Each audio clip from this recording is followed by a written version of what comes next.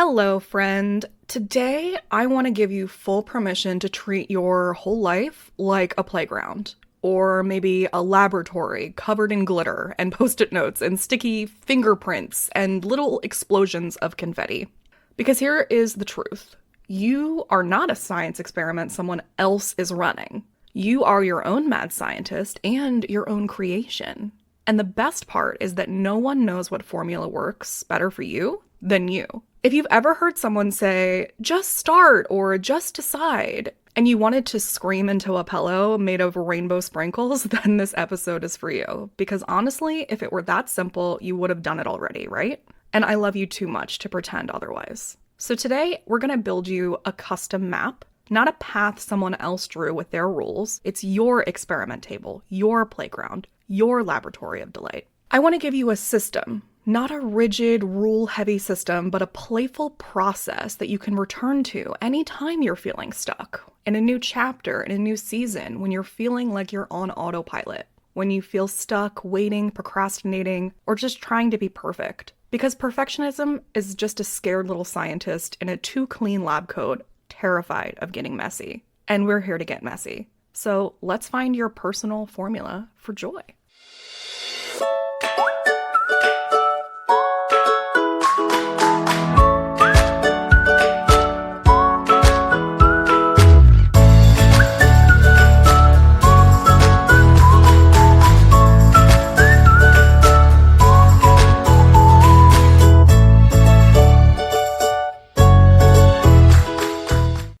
Now, you might be thinking, wait a second, if this is all about feeling good and following my own instincts, why do I need a system at all? Doesn't that feel a little bit like using a GPS to walk around your own neighborhood? And honestly, that is a really good question, and I get it. It can feel antithetical to follow steps for something that is supposed to be intuitive and free-flowing. But the thing is that this system isn't a forever thing. It's not really homework necessarily even. You're not going to have to refer to a manual every day for the rest of your life. Think about it like the purpose of the system is to activate your inner knowing, to turn the volume back on your instincts and your joy signals, especially if they've been a little drowned out by perfectionism, procrastination, comparison, or the pressure to do everything right. It's like jump-starting a car. You use the cables just to get the spark going, and then you're off and running your car on your own fuel. So yeah, it's a structured process at first, but the whole point is to guide you back to yourself. It's scaffolding at the start so you can build the flow that works for you. After you run your experiments, you'll start to naturally recognize what lights you up, what brings you energy, and what feels like your unique flavor for joy, without needing a checklist at all. The system is just a playful nudge, and the freedom, that's always been yours. We're just remembering how to reclaim it. So here we go with S.P.A.R.K.L.E. S.P.A.R.K.L.E, a system for running your own experiments. This is your personal lab for personalized joy practices. S stands for spot the spark. Ask yourself, what has been tugging at my sleeve lately? Not the shoulds, not the tasks on your to-do list, but the glimmers, the weird and wonky ideas that make your heart go, Maybe it's learning how to juggle oranges from your fruit basket. Maybe it's painting upside down on your kitchen floor. Maybe it's writing a one-sentence poem on a sticky note and leaving it on your neighbor's door. Your body knows before your brain does. In fact, neuroscience backs this up. Your brain processes emotional and sensory signals from your body milliseconds before you can even consciously register them. This is called interoception, and it's your internal GPS for what feels good, what feels exciting, and what feels off. So you can ask yourself in this section, what do I wish I was doing right now? What little nudges keep coming back to me? What would make this moment feel 5% more delightful? Or even, what are you jealous of other people getting to do? P stands for permission to play. No one is grading you here. There is no wrong way to play in your laboratory of joy. It's your laboratory. But you were likely taught that play is frivolous. But it's actually critical for our brain health and creativity. Research from the National Institute of Play, yeah, that's a real thing, shows that playfulness improves cognitive flexibility, stress regulation, and even immune function. And here is something delightful. Play activates the brain's prefrontal cortex, which is also the part of your brain that governs decision-making, emotional regulation, and social behavior. In other words, playing makes you smarter and happier. A mantra or an affirmation that you could repeat to yourself or use in your journaling or tapping or anything like that is, I am allowed to play. I am allowed to try. I am allowed to make a glorious, sparkly mess. In this section of P, you can also try a visualization where you picture yourself in a bright, bubbling laboratory with glittery test tubes and no safety goggles are required. You are the head scientist of your own joy experiments. You don't need permission, but just in case, permission granted. A stands for act small. We're talking about micro experiments of merriment here. The big secret of behavior change is it starts hilariously small. Behavioral scientists call this micro habits, and these are tiny, manageable actions that are so easy you can't say no. Stanford researcher B.J. Fogg found that people are much more likely to stick to new habits when they shrink the goal to an almost absurd simplicity.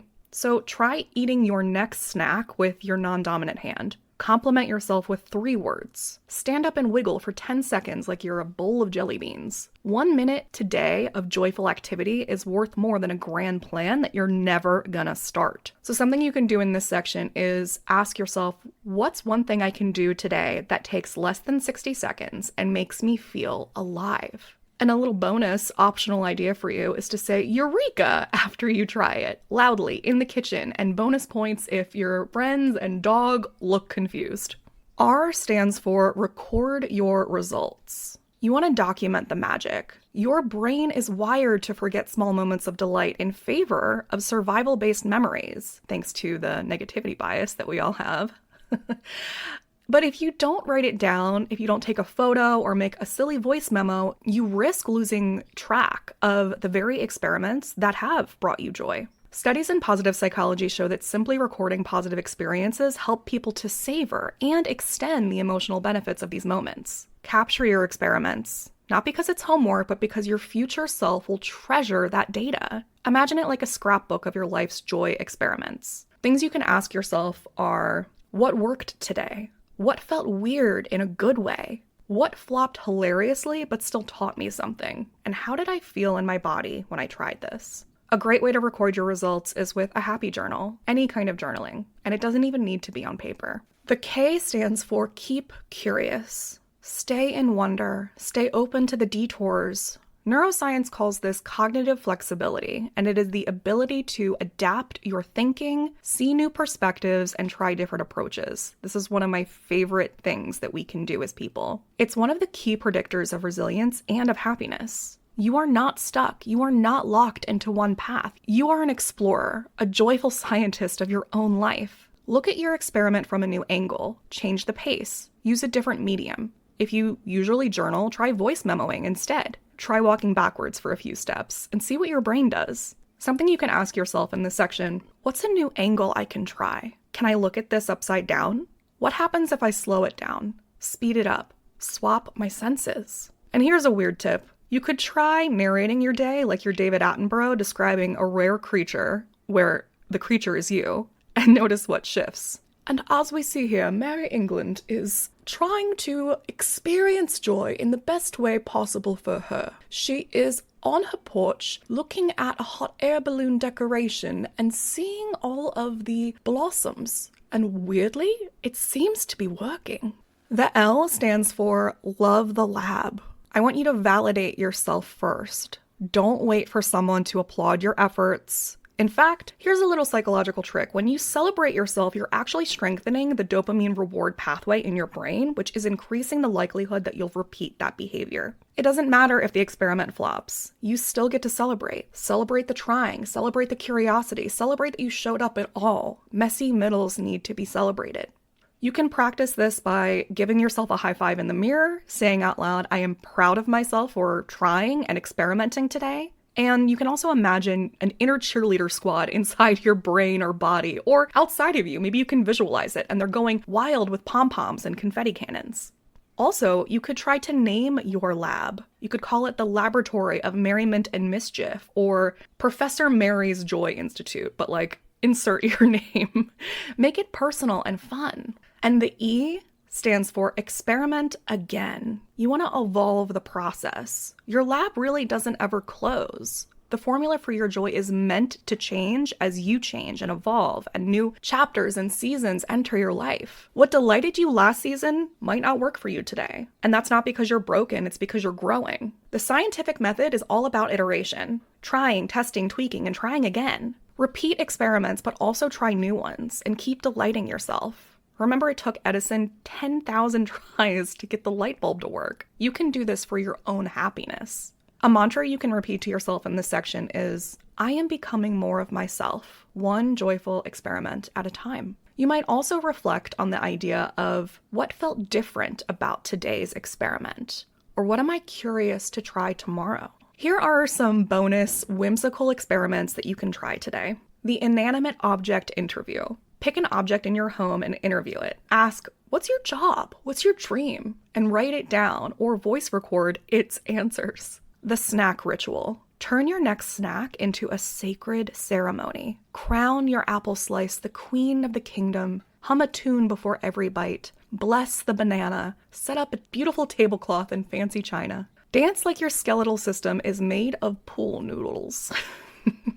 Set a timer for 1 minute and move your body as if it's made of rubbery noodles, and notice what emotions come up as you release the tension. Give your inner critic a character. You could draw them or describe your perfectionism as a creature. What does it look like? Does it wear a cape? Does it have a name? Talk back to it with curiosity, but not with fear. And some compassion. Your inner critic needs compassion. Color filter challenge. Pick a color like neon green and spend an hour only noticing objects in that shade. Notice how your brain sharpens its focus and alters your experience of that world. Remember, my darling scientist of delight, the S.P.A.R.K.L.E system is not a rule book. It's a recipe for your joy, and you don't have to follow it perfectly. In fact, don't. Scribble in the margins, and your own spices need to be added. Swap the steps, make it yours. And if you want to run these kinds of joyful experiments with a whole community of people who get it, join me inside the Positive Pulse. We're doing a 1-minute joy challenge where for a whole week you get 1-minute challenges. They only take 60 seconds and the lab is already bubbling away and there's a seat waiting for you. Did I mention it's free? uncustomary.org/positive-pulse. You have to feel good to do good.